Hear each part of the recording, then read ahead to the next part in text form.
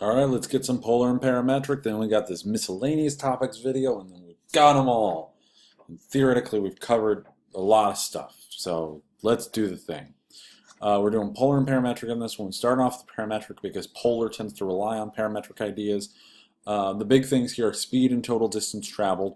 So remember, speed, what we're going to do is we're going to take the square root of dx dt squared plus dy dt squared. So that's speed. Now if you remember back to one-dimensional motion, if we integrate speed, we get total distance traveled. All right, so let's integrate speed. Now we've got total distance traveled. Fantastic. Arc length is basically total distance traveled. The only thing is, you could do it the way that I've written it here, or maybe they give you a function that's y equals something of x. So like maybe we've got y equals x squared, something like that. So in order to get the arc length in that case, what we're going to do is we're going to take the integral of the square root of 1 plus dy dx squared dx. So that could come up as well. Either one of those would do that. And then dy dx is just dy dt over dx dt. The second derivative thing gets a little funky. That's where we just take the derivative again with respect to t and divide by dx dt. So it'll be ddt of dy dx, and then we divide by dx dt. That's the second derivative when we're in parametric. All right, so let's start doing some problems. Let me switch back over to my black pen. All right, a curve is defined by the parametric equations x of t equals 3e to the 2t and y of t equals e to the 3t minus 1. What is d squared y over dx squared in terms of t? So what is the second derivative? Oh, that's the last thing I was talking about, wasn't it? So first let's find dy dx, and then we'll find the second derivative. So dy dx, we're going to need dy dt, which is 3e to the 3t, and then I'm going to need dx dt, which is 6e to the 2t. So then dy dx is going to be 3e to the 3t over 6e to the 2t, which I can go ahead and simplify as 1/2 e to the t. Okay. Now, if I want d squared y dx squared, I need to take the derivative of that 1/2 e to the t and divide by dx dt. So the derivative of 1/2 e to the t is 1/2 e to the t. Now I divide by dx dt, so I divide by 6e to the 2t. And that's going to end up leaving me with 1/12 e to the t when I do the simplification. Hooray! Next, for time t greater than or equal to 0 seconds, the position of an object traveling along a curve in the xy plane is given by these parametric equations. At what time t is the speed of the object 10 units per second? Okay, this is a little different. They're not asking for the speed at some time t. They want to know what time t gives you a certain speed.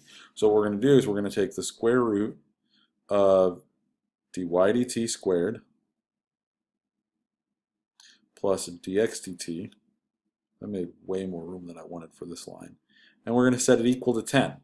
So that's the square root of t cubed plus t squared plus t squared plus 3 squared equals 10.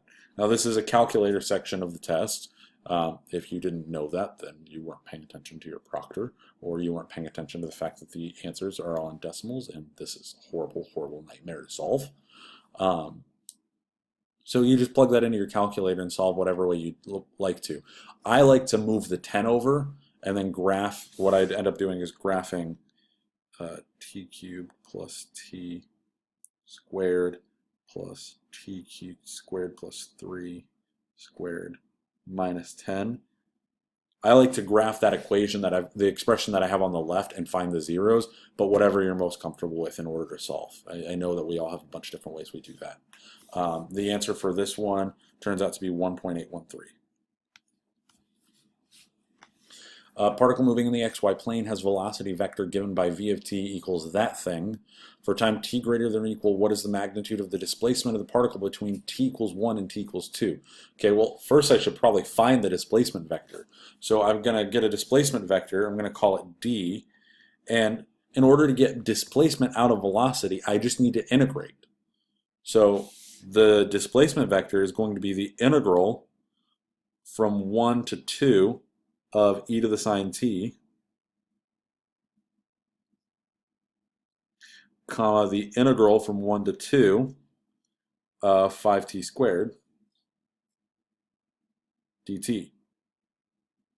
So I'm going to do that integral, and then remember to get magnitude, we basically are doing Pythagorean theorem. Let's call this x, let's call this y. I'm going to do x squared plus y squared and take the square root. So you'll do those two integrals, whatever their answers are, Pythagorean theorem it. And you end up getting 11.954. The position of a particle moving in the xy plane is given by the parametric equations x of t and y of t, at which of the following points x comma y is the particle at rest. Okay, so in order to do that, first thing I need to do is figure what time is the particle at rest. So the time that the particle is at rest, I need it to be neither moving in the x nor the y direction. So I need dx dt and dy dt to both be 0. So I need to find when that happens. So first thing I got to do is find dx dt. 3t squared minus 6t. I'm going to set that equal to 0.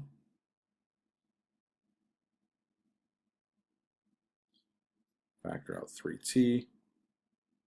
So t equals 0 and 2.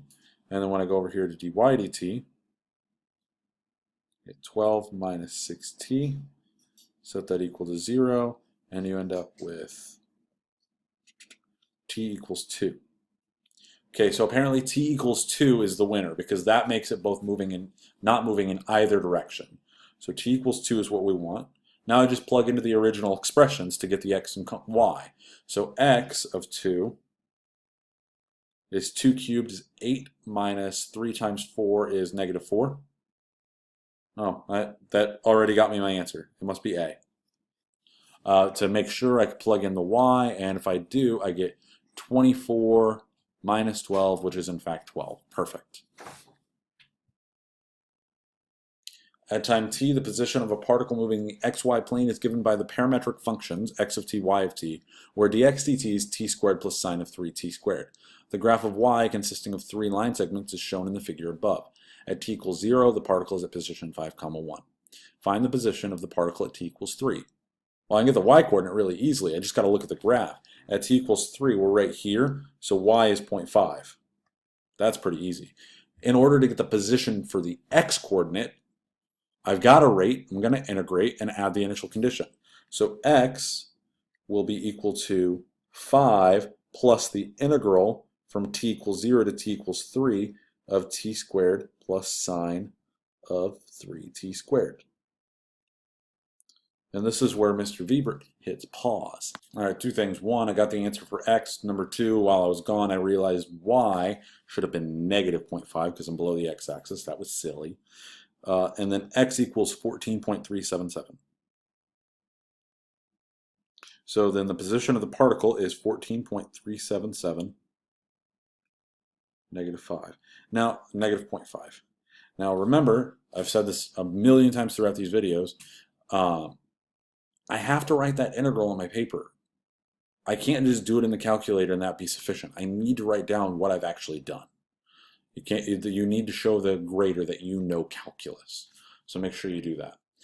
Find the slope of the line tangent to the path of the particle at t equals 3. Okay, slope of the line tangent, that means dy dx. So I need to do dy dt over dx dt at t equals 3. Well, at t equals 3 for at least dy dt, I'm right here. I need to find the slope of that line. Well, it goes up 1 and over 2. So that's 1/2 for dy dt. For dx dt, all I got to do is plug in 3. So let's go in here. Let's do 9 plus sine of 27.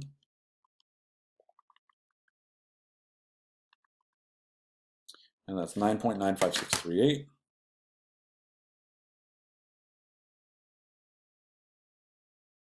And if I do 0.5 divided by that answer, you get 0.050. That's it.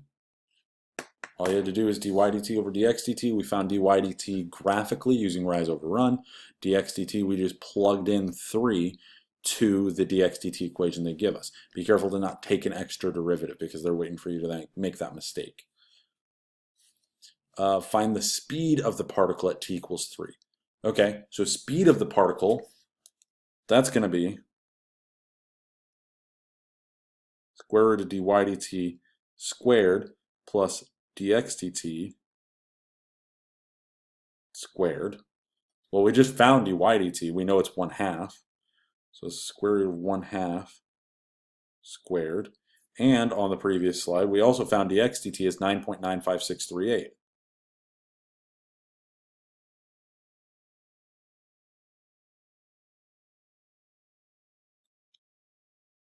So then that ends up being the square root of 125 plus 9.95638 squared is 9.969.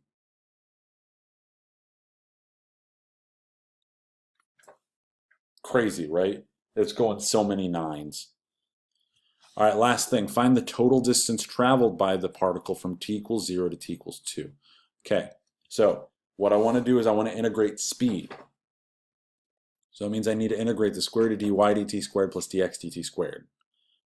But if I look at y, what I notice is its derivative, its slope, is going to be a piecewise function.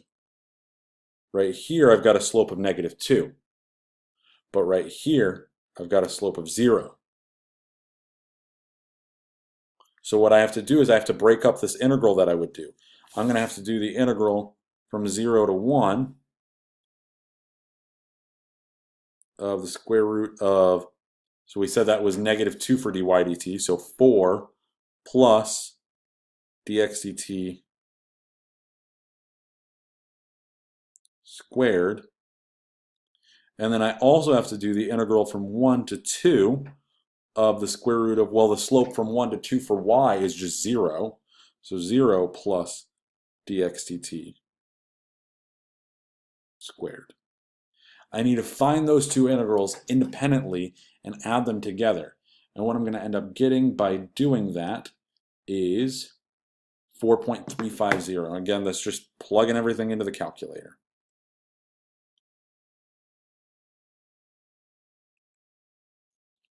That's all there is to that one. It's not as horrible as it looked. You just have to be careful with the fact that you do in fact have to break up the integrals because dy dt is not a consistently defined thing. It's piecewise defined. All right, now let's look at this one. The shaded region in the figure above is bounded by the graphs of y equals x squared minus 1/4 and y equals 1/16 minus x to the 4th. Which of the following expressions gives the perimeter? So perimeter, I'm thinking kind of like an arc length thing. So a distance traveled around this space. So for this part,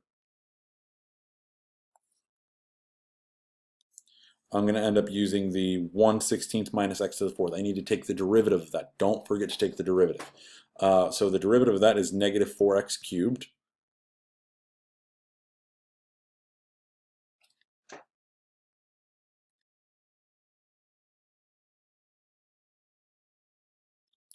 And then dy dx for this one is just 2x. So then I'm going to do the integral from -1/2 to 1/2. The square root of 1 plus -4x cubed is going to be 16x to the 6th when I square it, plus the integral from -1/2 to 1/2 square root of 1 plus 4x squared. And that would be it. Now you notice though, that's not an answer choice.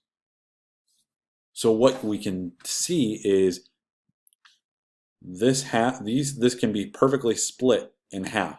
There's symmetry. So if I integrate from 0 to 1/2 and multiply by 2 instead, I should get the same answer. And that's what they did in the answer choice. So that's how we get C for that one. All right, let's talk about polar. The big things on these is area. You're gonna do it within a single curve or contained inside of two curves. Dy dx relating to parametric, something that I should have put on here as well. Remember, x is r cosine theta, and y is r sine theta. So that's how we're actually going to get dy dx. We're going to take dy d theta over dx d theta. I don't know why it took me so long to come up with that. And as often as possible, we're just going to do it in the calculator, because usually they want it at a point. They're not looking for a function, and usually it's on the calculator section that they even ask for that, because it does become quite cumbersome quite quickly. All right, let r be the function given by r of theta equals 3 sine theta on the interval 0 to 2 pi. The graph of r in polar coordinates consists of two loops. Find the rate of change of the x-coordinate with respect to theta at the point P. Okay, so that point P could either be theta equals pi halves or theta equals 3 pi halves, right? Because if r was negative, it would stick up. So what I can do, though, is I can look at the way r of theta is defined, and if it's 3 pi halves, it should be a much larger quantity. So that's why it does, in fact, P is in fact theta equals pi halves. So now all I have to do is find dr d theta evaluated at theta equals pi halves. And I can actually do that in my calculator, because this was on the calculator section. So that's what I'm going to do. And then I hit, and that goes ahead and equals 3. So just plug it into your calculator. The hard part on this one is finding what theta is. Find the area of the region between the inner and outer loops of the graph. Okay, so in order to find the region between the inner and outer loops of the graph, we're going to have to do some integrals. Okay, so what I have to do first is I have to figure out what I'm actually looking for. So what I want to do is I want to find the area of this whole region, and then I want to subtract the area of this region here. So to find the area of the blue shaded region that I just did, I need to figure out what the bounds are. So I know this is going to start at 0. The first time that this is going to go back to 0 would be whenever sine is 0. So the area of the shaded region is going to be given by 1/2 the integral 0 to pi for r of theta squared. So that's how I get the area of the shaded region. Now, if I want to get the area of the entire black region, which would include the blue and the overlap, I'm going to end up starting at pi, because that's where the first loop left off, and then I'm just going to go to the end of the bounds. So it's going to go pi to 2 pi r of theta squared. Now I know it might look a little weird, like why don't you just combine them? The reason I can't combine them is because the bounds are obviously completely different. So give me about half a second and I will have an answer. Okay, so when you actually put those integrals in, making sure you don't forget the squares, making sure you don't forget to divide by 2 at the end, you end up getting 139.528. Now I want to go back to this other problem for a second, because while I was gone, I realized I misread something. This says find the rate of the change of the x-coordinate with respect to theta. I just did the rate of change with respect to r, the radius. So this is not correct.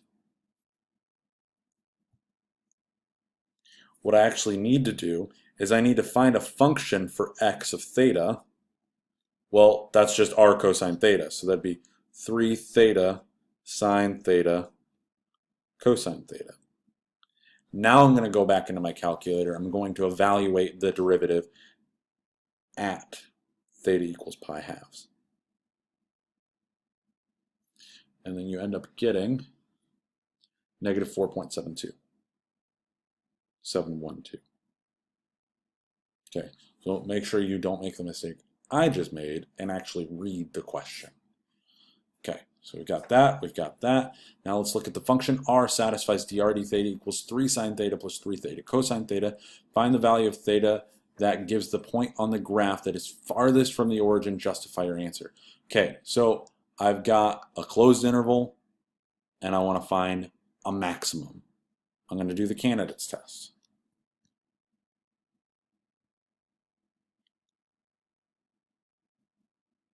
I know two of my candidates already are 0 and 2 pi because they're the endpoints. Okay, so now what I have to do is I have to find the zeros of drd theta. I'm going to do that in the calculator. I'm not going to try and solve that analytically. I'm just going to go in there, graph it, find the zeros. I think that the easiest way to do that is not in the polar coordinates. I would switch back to my standard function format for this if you had switched to polar in the first place, which you probably haven't at this point. I would make sure that I'm looking for these zeros in the function notation rather than do it in the polar. So give me a second to find those zeros and I'll be back. Okay, while I was gone, I went ahead and filled out the entire chart. I found the zeros analytically, and then I plugged theta back into the original r of theta. Now, carefully reading this, it says farthest from the origin. So it doesn't matter if the value of r is positive or negative. I'm just looking for the biggest one. That's this one right here. So the value of theta that gives the point on the graph farthest from the origin will be 4.913. That's my answer. The table is sufficient justification. It would be useful probably to go ahead and say drd theta equals 0 is how we got those. Just to show a little bit more ideas of where these came from rather than just let them magically appear. But I think they actually would cut you some slack if you didn't write that on this one. Okay, this is the last thing I want to look at with polar and parametric because it pushes parametric inside of it. The particle moves along the polar curve, r equals 4 minus 2 sine theta, so that at time t seconds, theta equals t squared. Find the time t in the interval 1 to 2 for which the x-coordinate of the particle's position is -1. Okay, so first thing I want to do is I want to find an equation that gives me the x-coordinate. Remember, x equals r cosine theta. So for us, that's 4 minus 2 sine theta times cosine theta. Now we want this to be -1, but we don't want theta for it. We want to find t. So instead of theta, I should be putting t squared because theta is equal to t squared. So I want -1 equals 4 minus 2 sine of t squared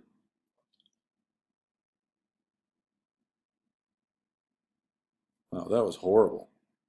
Who's letting me write? I don't know why they're doing that.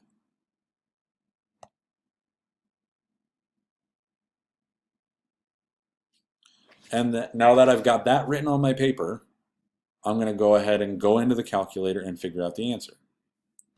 Okay, so that ends up giving us t equals 1.428. Okay, if you need to write any of that down, pause the video real quick because I'm about to erase this whole thing.